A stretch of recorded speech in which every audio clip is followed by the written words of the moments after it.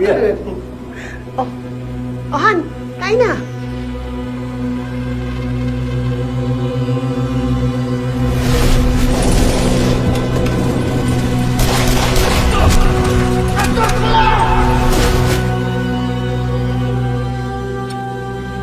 Andrew was telling me about his coverage sa Norte.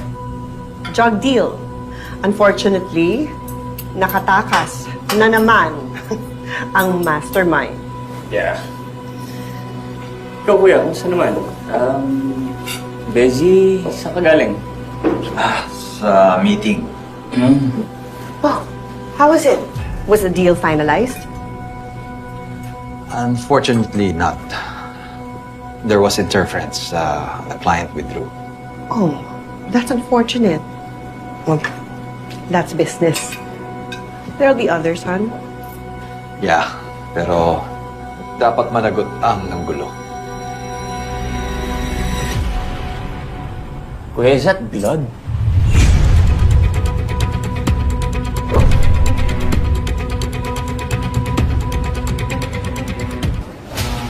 Bakit, Han? Saan ka nasugatan? There was a branch on the driveway. I wasn't looking. And you have to be careful. That has to be cleaned. Let me help you. I've got this.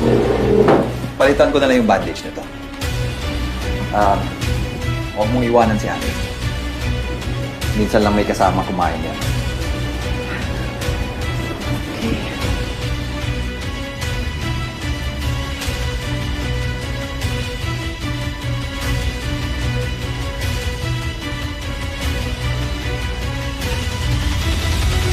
Your kuya talaga.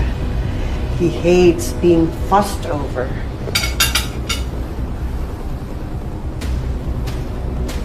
Why? What's wrong, Andrew? Ate, it's not just a small wound. Malalim yung sugat ni kuya. You better talk to him or at least observe him. Oh, what do you mean? Baka meron siyang problema na ayaw niyang sabihin sa atin. I'll talk to him. And I really appreciate your concern sa Kuya Tomas. And to answer your question,